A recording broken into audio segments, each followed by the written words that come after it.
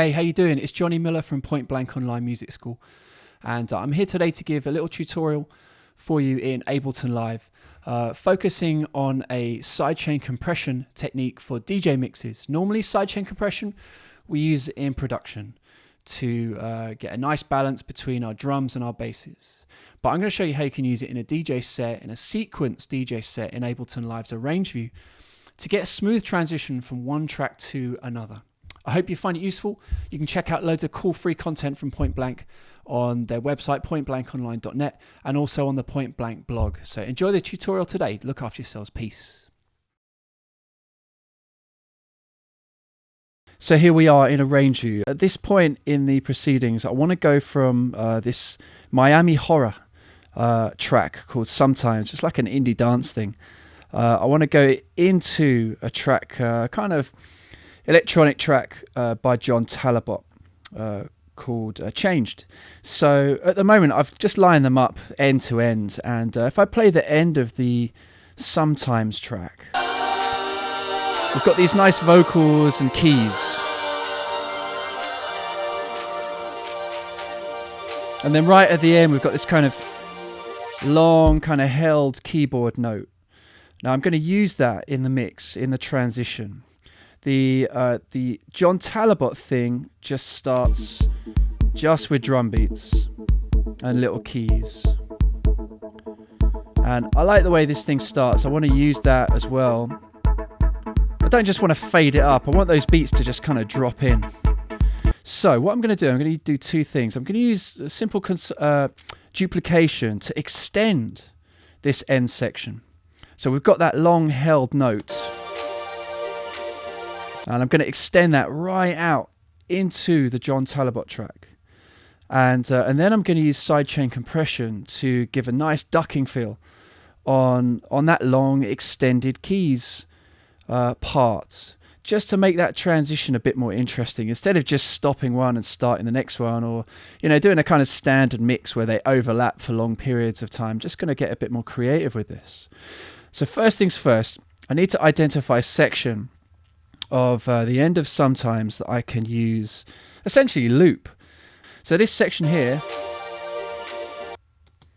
that's fine. That's got a clap in it as well that's laying down on beat 2 and beat 4 of the bar. I'm just going to highlight that and separate it using Command E. So now I've got this extra clip that I can literally just hit Command D and duplicate. So I'm just hitting Command D on my keyboard there. Let's just open this out a little bit, and I'm just going to put in loads of those actually.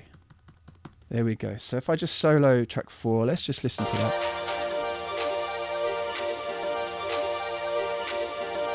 So we've got this nice long held keys part.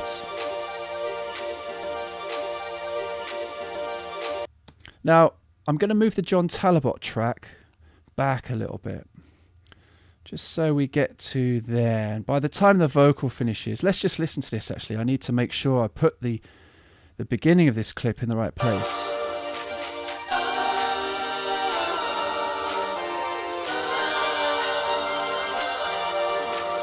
Yeah, just here. That's perfect. Right, let's take the solo off and just hear that. So just when this repeating keys part starts to play, that's when the beats from the John Talabot track kick in. Right, next thing is the key. I'm going to knock the John Talabot track into key, so musically it works with the end of the Sometimes track. And to do this, I'm just going to bring the volume down a bit on the Sometimes track and just play that section again, just so you can hear this. Now on the John Talabot track, I'm going to go to transpose. Very simple, just bring it down a couple of semitones. Now it's in key. And as you can hear,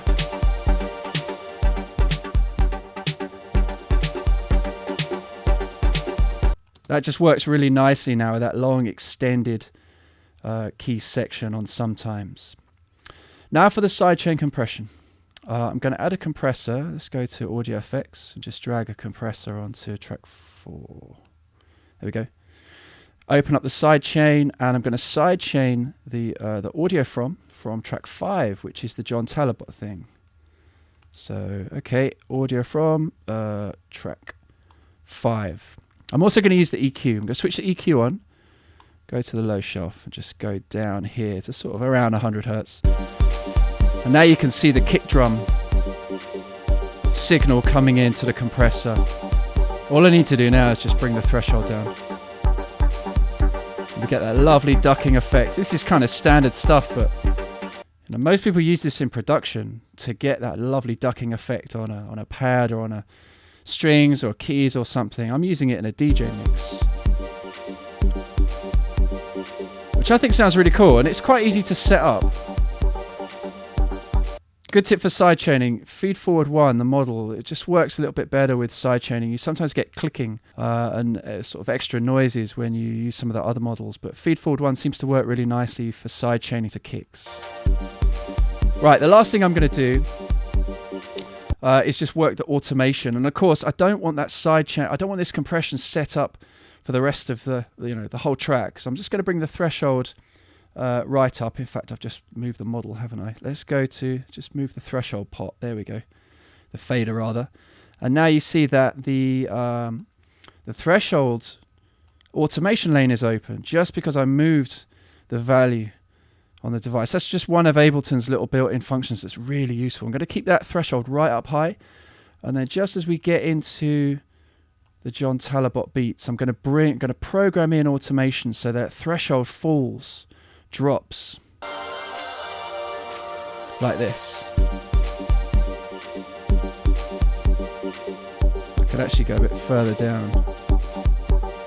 And let's get that happening a little bit quicker as well. So it kind of fades in just over the first bar. We get a nice smooth transition.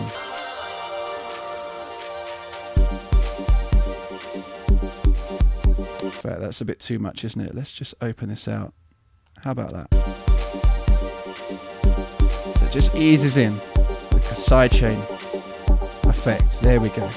That's nice. Right, now lastly, of course, as a DJ, I need to fade out track 4. I need to fade out the sometimes keys. So to do that, I'm just going to quickly move the output fader on the compressor. And now, of course, because I've just moved that ever so slightly on the device, the output gain lane is open in Arrange View, so I can just program in a level change like so. And essentially, I've kind of replaced the audio track fader, which I'd normally use to fade things out, fade things in, fade things out. I'd normally use the track fader, but I've replaced that now with the output gain on compressor. So just over time, as the John Talabot track kind of gets going, that sidechain action's just going to play underneath, bringing some real character into the mix transition. And now the output gain is ever so slowly going to fade down. And there's my DJ mix. So I've done 3 things there. I've extended the end of one track using just simple duplication. I've changed the key of the John Talabot track just using transposition inside the clip, and I've used automation, and in terms of workflow, quick setup, just move the fader, the automation lane pops open for you in Arrange View. I've then used automation to bring in the sidechain effect and fade the track out, and that is some extra little bits how to DJ using Ableton Live, and bring in some production ethics into your DJ mixes, which I personally think is a great thing to do. All right, there's loads of free content on pointblankonline.net and on our YouTube page as well. So check that out, and I'll be back again next month to show you some more little cool tricks with the Ableton Live 8 for Point Blank Online. Okay, peace.